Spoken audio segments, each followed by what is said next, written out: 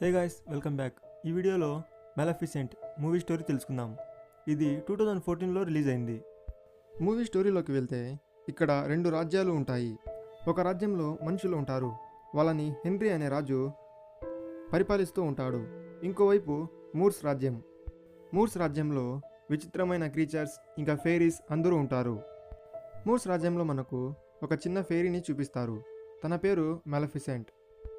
ఇక్కడ మూర్స్ రాజ్యంలో మెలఫిసెంట్తో పాటు చాలా రకాల క్రీచర్స్ ఉంటాయి. ఒకసారి ఎవరో మనిషి ఆ అడవిలో దొంగతనానికి రావడంతో మెలఫిసెంట్ అక్కడికి వెళ్తుంది. తను ఇప్పటిదాకా మనుషుల్ని చూసి ఉండదు. అక్కడ తనకి తన ఏజ్లోనే ఉన్న ఒక అబ్బాయి కనిపిస్తాడు. తను తీసుకున్న జేలుని తీసుకొని నీళ్ళలో పారేస్తుంది. అతన్ని మనుషులు ఉండే రాజ్యానికి దారి చూపించేకి పిలుచుకొని వెళ్తుంది. ఇక్కడ తను తన పేరుని స్టీఫెన్ అని చెప్తాడు. తను ఏదో ఒకరోజు నేను ఆ కోటలో ఉంటా అని చెప్తాడు. తను ఇప్పుడు ఒక అనాథ, ఒక షెడ్లో పనుకుంటూ ఉంటాడు. కానీ ఏదో ఒకరోజు ఆ కోటకు వెళ్ళాలని తన ఆశయం. ఇక్కడ ఇద్దరు వెళ్ళిపోయేటప్పుడు స్టీఫెన్ మెలఫిసెంట్కి షేక్ హ్యాండ్ ఇస్తాడు. తను వేసుకున్న ఐరన్ రింగ్ తగిలి మెలఫిసెంట్ చెయ్యి కాలిపోతుంది. ఐరన్ తగిలితే ఫెయిరీస్ కాలిపోతారని మెలఫిసెంట్ చెప్తుంది. దాంతో స్టీఫెన్ ఆ రింగ్ తీసి పారేస్తాడు. అప్పటి నుంచి తను మెలఫిసెంట్ని కలిసేకి ఆ చోటుకి వస్తూ ఉంటాడు.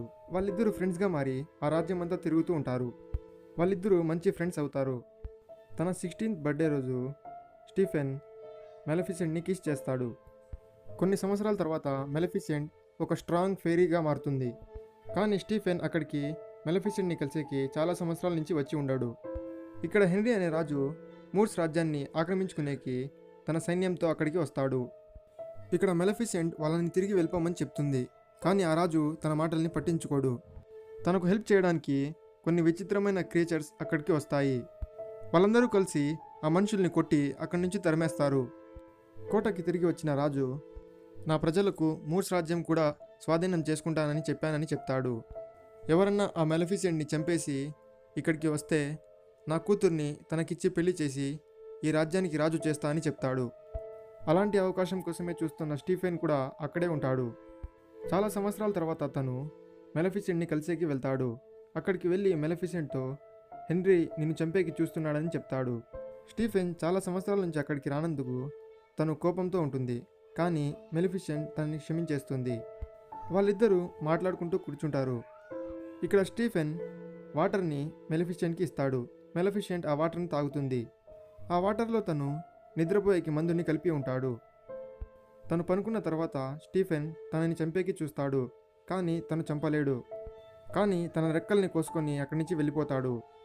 ఇక్కడ మెలఫిసెంట్ లేచినప్పుడు తన వింగ్స్ తనకి కనపడవు. తను నమ్మిన ఒకే ఒక హ్యూమన్ తనని మోసం చేశాడని తను చాలా బాధపడుతుంది. ఇంకోవైపు స్టీఫెన్ తన వింగ్స్ని తీసుకొని రాజు దగ్గరికి వెళ్తాడు. మీ పగని నేను తీర్చుకున్నానని మెలఫిసెంట్ని చంపేశాయని చెప్తాడు. దాంతో హెన్రీ చాలా సంతోషిస్తాడు. ఎక్కడికి వెళ్ళినా ఎగురుకొని వెళ్ళే మెలఫిసెంట్ ఇప్పుడు నడిచి వెళ్తూ ఉంటుంది. ఒకసారి ఎవరో కాకిని చంపేస్తూ ఉంటారు. మెలఫిసెంట్ ఆ కాకిని మనిషిలాగా మార్చేస్తుంది. ఆ మనిషిగా మారిండే కాకి తన పేరుని డివియల్ అని చెప్తాడు. తన ప్రాణాలని కాపాడినందుకు తను మెలఫిసెంట్కి సర్వెంట్గా మారిపోతాడు. ఇక్కడ స్టీఫెన్ పెళ్లి చేసుకొని ఆ రాజ్యానికి రాజు అయిపోతాడు. రాజు అవ్వడానికి స్టీఫెన్ ఇదంతా చేశాడని మెలఫిసెంట్కి తెలుస్తుంది. తను చాలా కోప్పడుతుంది. ఎప్పుడు గ్రీనరీతో ఉండే మూర్స్ రాజ్యం ఇప్పుడు మెలఫిసెంట్ ఒక ఈవిల్ ఫారెస్ట్ లాగా మార్చేస్తుంది. అక్కడ సింహాసనం చేసి తను ఆ సింహాసనంలో కూర్చుంటుంది. కొన్ని నెలల తర్వాత మెలఫిసెంట్కి ఆ రాజుకి కూతురు పుట్టిందని తెలుస్తుంది. వాళ్ళు ఒక పెద్ద ఫంక్షన్ చేస్తూ ఉంటారు. అక్కడికి 3 ఫెయిరీస్ కూడా వస్తారు. వాళ్ళు రాజు కూతురు అరోరాకి బ్యూటీని ఇంకా హ్యాపీనెస్ని విష్ చేస్తారు. అప్పుడే అక్కడికి మెలఫిసెంట్ కూడా వస్తుంది. తను అరోరాకి తన 16th బర్త్డే రోజు తనకి స్పిన్నింగ్ వీల్ గుచ్చుకొని నిద్రలోకి వెళ్ళిపోతుందని, దాని తర్వాత ఎప్పటికీ లేవదని చెప్తుంది. స్టీఫెన్ ఆ శాపాన్ని వెనక్కి తీసుకోమని మెలఫిసెంట్ని రిక్వెస్ట్ చేస్తాడు. ఇక్కడ తను అరోరాకి ట్రూ లవ్ కిస్ దొరికితే తను ఆ నిద్ర నుంచి బయటికి లేస్తుందని చెప్తుంది. రాజు అరోరా బాధ్యతల్ని ఆ 3 ఫెయిరీస్కి ఇస్తాడు. అరోరా 16th బర్త్డే అయిన ఒకరోజు తర్వాత తన శాపం తొలగిపోతుంది. అప్పుడు తనని రాజ్యానికి పిలుచుకొని రమ్మని చెప్తాడు. ఆ రాజ్యంలో ఉండే స్పిన్నింగ్ వీల్స్ అన్నీ రాజు కాల్చేయమని చెప్తాడు. మెలిఫిషియన్ కోసం చాలామంది సైనికులు మూర్స్ రాజ్యానికి వెళ్తారు. కానీ తను రాజ్యం చుట్టూ ఒక ఫెన్సింగ్ లాగా ఏర్పాటు చేస్తుంది. అది దాటి లోపలికి ఎవ్వరూ వెళ్ళలేరు. వాళ్ళు ఆ ఫెన్సింగ్ని కాల్చేకి చూస్తారు, కానీ ఆ ఫెన్సింగ్కి ఏమీ కాదు. ఆ ముగ్గురు ఫెయిరీస్ అరోరాని ఆ రాజ్యానికి కొంచెం దూరంగా పిలుచుకొని వెళ్తారు. కానీ వాళ్ళు అరోరాని సరిగ్గా చూసుకునే వాళ్ళు కాదు. వాళ్ళు ముగ్గురు చాలా కేర్లెస్గా ఉంటారు. మెలిఫిసెంట్ ఎప్పుడు అరోరా వెనకాలే ఉండేది. తను అరోరాకి ఏం కావాలో అన్నీ చూసుకుంటూ ఉంటుంది. ఇక్కడ రాజు స్టీఫెన్ ఆ శాపం గురించి తెలుసుకొని డిప్రెషన్లోకి వెళ్ళిపోతూ ఉంటాడు. ఒకసారి అరోరా ఆడుకుంటూ కొండపై నుంచి కిందికి పడిపోతూ ఉంటుంది. మెలిఫిసెంట్ తనని కాపాడుతుంది. అలానే కొన్ని సంవత్సరాలు గడుస్తాయి. తను 16 ఇయర్స్ అయ్యేకి ఇంకా కొన్ని రోజులు మాత్రమే మిగిలి ఉంటుంది. తనకి ఆ ఫెన్సింగ్ వెనకాల మూర్స్ రాజ్యానికి వెళ్ళాలని ఉంటుంది. మెలిఫిసెంట్ తనని లోపలికి పిలుచుకొని వెళ్తుంది. లోపల ఉండే అన్ని క్రియేచర్స్ని అరోరా చూస్తుంది. మెలిఫిసెంట్ తన ముందుకి వస్తుంది. మెలిఫిసెంట్ని చూసి అరోరా, నువ్వే నా గాడ్ మదర్ అని చెప్తుంది. చిన్నప్పటి నుంచి నువ్వే నన్ను చూసుకునేదానివని, నా వెనకాల ఎప్పుడు నువ్వు ఉంటావని చెప్తుంది.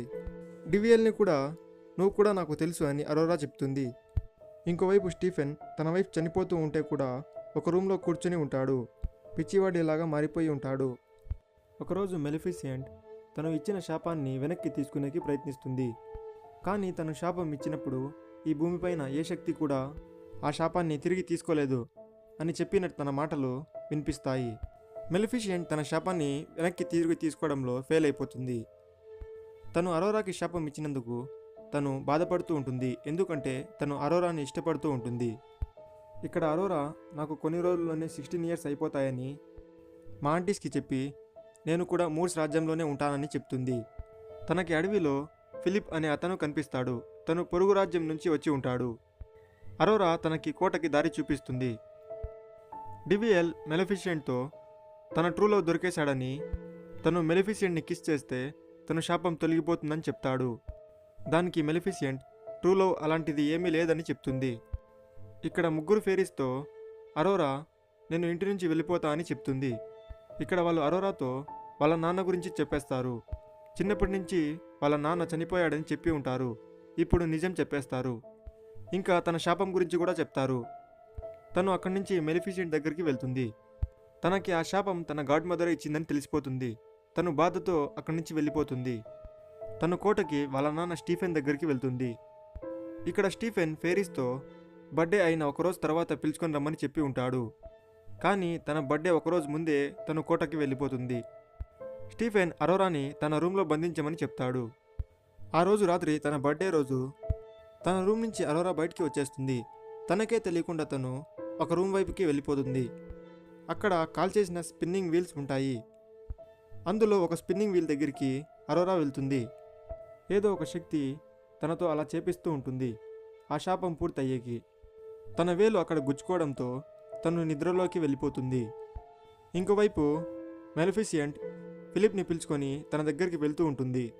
మెలిఫిసెంట్ అక్కడికి వస్తుందని స్టీఫెన్ ఐరన్తో అక్కడంతా ఫెన్సింగ్ లాగా ఏర్పాటు చేసి ఉంటాడు. కానీ ఫిలిప్ని పిలుచుకొని మెలిఫిసెంట్ లోపలికి వెళ్ళిపోతుంది. నిద్రలోకి వెళ్ళిపోయిన అరోరాని ఫిలిప్ కిస్ చేస్తాడు. కానీ అరోరా లేవదు. అరోరా దగ్గరికి వెళ్ళి మెలిఫిసెంట్ నేను క్షమించలేని తప్పు చేశానని బాధపడుతుంది. అరోరాని కిస్ చేసి తను అక్కడి నుంచి వెళ్ళిపోతూ ఉంటుంది. అప్పుడే తనకి అరోరా వాయిస్ వినిపిస్తుంది. అరోరాకి మెలకువ వచ్చేసి ఉంటుంది. తను మెలిఫిసెంట్తో మాట్లాడుతుంది. ఇక్కడ ట్రూ లవ్ కిస్ మెలిఫిసెంట్ వల్ల తను మేల్కొని ఉంటుంది.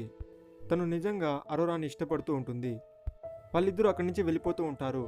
కానీ స్టీఫెన్ తన సైనికులతో మెలిఫిసెంట్ పైన దాడి చేస్తాడు. ఐరన్తో చేసిన వాళ్ళని మెలిఫిసెంట్ పైన వేస్తాడు. తను కాలిపోతూ ఉంటుంది. అందరూ తనని పట్టుకునేకి వస్తారు. అప్పుడే తను డివియల్ని ఒక డ్రాగన్ లాగా మార్చేస్తుంది. డివియల్ ఒక డ్రాగన్ లాగా మారిపోయి అందరిపైన దాడి చేస్తాడు. కానీ చివరికి అతన్ని కూడా పట్టుకుంటారు. మెలిఫిసెంట్ని చంపేకి స్టీఫెన్ ఐరన్తో చేసిన ఆర్మర్ని వేసుకొని వస్తాడు. ఇంకోవైపు అరోరాకి మెలిఫిసెంట్ వింగ్స్ కనిపిస్తాయి. ఆ వింగ్స్ని అరోరా బయటికి తీస్తుంది. ఆ వింగ్స్ మెలిఫిసెంట్ దగ్గరికి చేరుకుంటాయి. మెలిఫిసెంట్ ఇంకా స్టీఫెన్ గొడవ పడుతూ కోటపైకి చేరుకుంటారు. ఇక్కడ తను స్టీఫెన్ని చంపకుండా వదిలేస్తుంది. కానీ స్టీఫెన్ వెనక నుంచి వచ్చి మెలిఫిసెంట్ని పట్టుకుంటాడు. ఇద్దరు పైనుంచి పడిపోతారు. ఇక్కడ వింగ్స్ ఉండడంతో మెలిఫిషియంట్ ఎగిరిపోతుంది, కానీ స్టీఫెన్ కింద పడి చనిపోతాడు. ఇక్కడ మూర్స్ రాజ్యాన్ని మెలిఫిషియంట్ మళ్ళీ ముందులాగా మార్చేస్తుంది. అంతా గ్రీనరీతో అందరూ హ్యాపీగా ఉంటారు. అరోరాని మెలిఫిషియంట్ అక్కడ ప్రిన్సెస్ని చేస్తుంది. దీంతో మూవీ ఇక్కడే ఎండ్ అవుతుంది. సో ఫ్రెండ్స్, ఇది మూవీ స్టోరీ. తనని నమ్మించి మోసం చేసిన స్టీఫెన్ పైన పగ తీర్చుకునేకి మెలిఫిషియంట్ తన కూతురు అరోరాని శపిస్తుంది. కానీ కాలం గడిచే కొద్దీ తను అరోరాని ఇష్టపడడం స్టార్ట్ చేస్తుంది. చివరికి తన వల్లే తను ఆ శాపం నుంచి బయటపడుతుంది. సో ఇది ఈ మూవీ స్టోరీ. వీడియో నచ్చినట్లయితే లైక్, షేర్, కామెంట్ చేయండి. మరిన్ని వీడియోస్ కోసం మా ఛానల్ని సబ్స్క్రైబ్ చేసుకోండి.